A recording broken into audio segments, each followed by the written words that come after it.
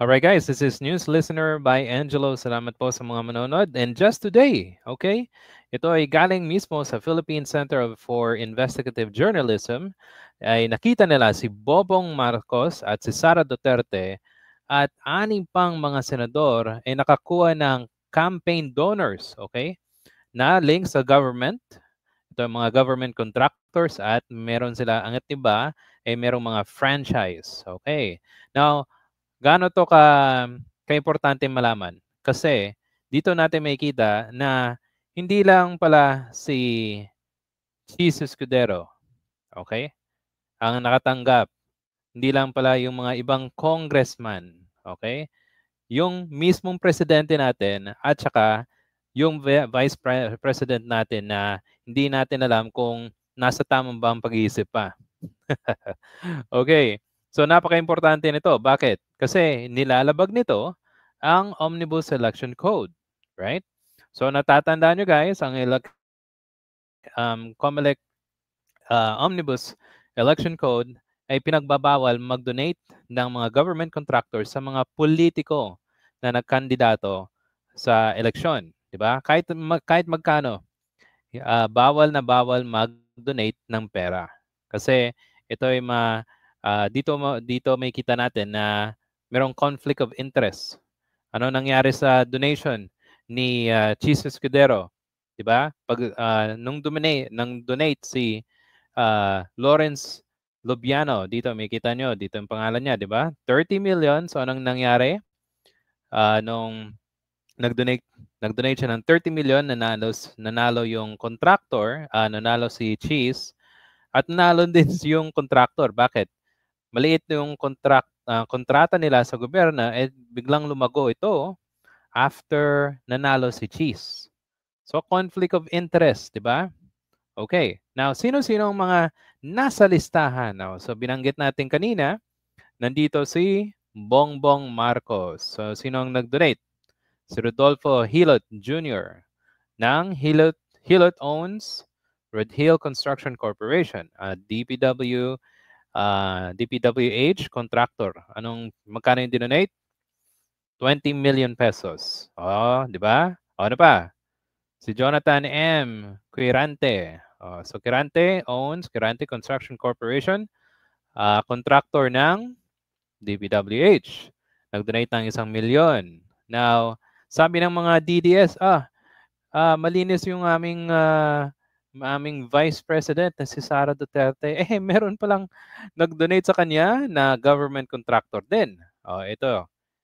SDivco Realty Corporation.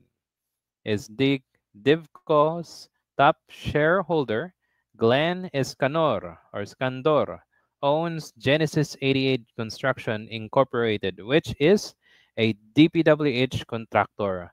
Adds worth 19.9 million pesos. Oh, di ba? Oh, walang kawala yung mga top official natin. So that means, hindi lang yung mga Cheese Escudero, hindi lang yung iba pang mga congressman, yung Pangulo at yung Vice President. So, di ba? So, guilty din sila dito sa investigation ng Philippine Center of Investigative Journalism. Oh, di ba? O, sino pa? So, let's go down. O, nandito pangalan ni Cheese. O, yan. Si Lawrence Subiano, nag-donate sa kanya ng 30 million. Ano pa? Sino pa? Si Ernel Eslin Piel. Piel owns AIP Construction. Nag-donate ng 10 million pesos. Okay. Guilty dito si Cheese. Sino pa? Minar New. Okay. Chief Executive Officer ng Cosmic Technology, 30 million. A DepEd contractor. Huli. Sino pa? Si Joel. Okay, ng New San Jose Builders. Okay. NHA contractor pala. 20 million. Huli din dito si Gatchalian. Sergio Ortiz, Luis, yung nag-donate sa kanya.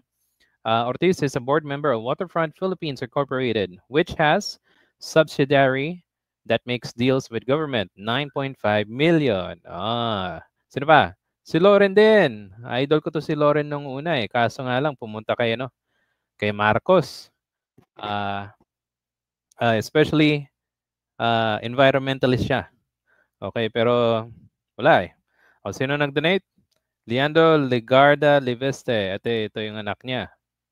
Liveste was founder and chief executive officer of Solar Philippines, which is a government franchise holder. 100 million. Wow, ang dami ah. Oh, hindi hindi nakaligtas si Robin Padilla. Oh, sino pa? Yung nag-donate kay kay Cheese, okay? Si Maynard New o Gu. Okay, nang halos how much? Mobile phones worth 1 million pesos. Aba, oh, ano pa? Meron pa. Si Francis Chu Lauriel Jr. yung ni sino to? Um, yung Secretary of Agriculture ata ni Okay, anyway, sabi dito, Laurel was former president of Freibel Group, which is a subsidiary that makes deals with MGB. GMA Network airtime worth 8.75 million pesos. Aba, at sa uli sa listahan, Mig Zubiri. Okay, same din. Okay, how much? 20 million pesos. So, yun ang mga senador. Okay, so again, si Marcos, si Sara, si Cheese, si Joel, si Sherwin, Gatchalian, si Loren, si Robin, tapos si Miguel Zubiri. So, itong mga senador at yung Pangulo at yung ating Vice Presidente ay guilty, magiging guilty. Kasi, guys, hindi ko naman sasabihin na hindi sila guilty. Bakit? Kasi, ayon mismo dito, pakita ko sa inyo ayon mismo sa Gemini, in the Philippines, violating omnibus election code can lead to severe penalties, including the possible of being removed from the office. O, di ba? Kasi pag naimbestigahan ito at ito ay kumbaga yung information ay valid, yung proof ay saktong-sakto, dapat ma-remove sila sa kanilang mga opisina, di ba? The consequences are outlined in code itself in other related laws. So let's break down, sabi dito. Criminal penalties. Any person found guilty of an election offense can face imprisonment terms of not less than 1 year, but not more than 6 years. Okay, this conviction is not subjected. Ano pang mangyayari? Disqualification from public office. So this is a crucial penalty. Crucial daw to. A guilty party is also sentenced to suffer disqualification to hold public office and deprivation of right to vote. That means hindi makakaboto magpakailanman, kumbaga forever na. For an elected official, that means the final conviction can lead to removal or dismissal from their position. Deprivation of suffrage. In addition to being disqualified from public office, a person found guilty of an election offense is also stripped their right to vote. Oh, anyway, yun ang nakalagay dito sa itaas. So fines, meron. Political parties found guilty of an election offense can sentence to pay a substantial fine. So, paano magiging ma-dismiss yung mga sangkot? The process for an elected official's removal from office due to election offense typically involves the following. Dapat meron file a case.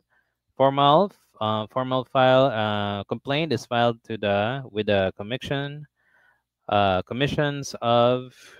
on election rather, or in some cases the appropriate court.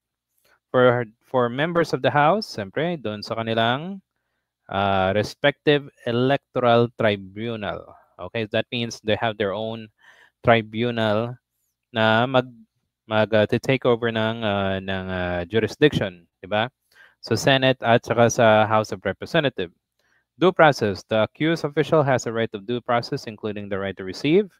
Yon. O, makaka-receive sila ng copy of complaint. Now, conviction. If the official is found guilty and becomes final, and mean all appeals have been exhausted, pwede pa naman sila mag-appeal. Okay? So, hindi pa naman completely gagawa sila ng appeal para siguro, syempre, para naman hindi sila matanggal. Now, if na-exhaust na yan, ang mangyari, disqualify na at tanggal agad. Diba? Enforcement of disqualification. Once the disqualification is final, it is implemented, leading to official dismissal from their position. The law provides clear grounds for disqualification, which includes a conviction of final judgment for a criminal involved moral turpitude, meaning hindi sila, kung meron ng, so that means which includes conviction by final judgment. So hindi na pwedeng hindi na siya pwedeng pumunta ng maging kandidato ulit. Yun. Any offense punishable by specific term of imprisonment. So merong mangyayari is kung merong penalty ng imprisonment, pwede mangyari yon, di ba?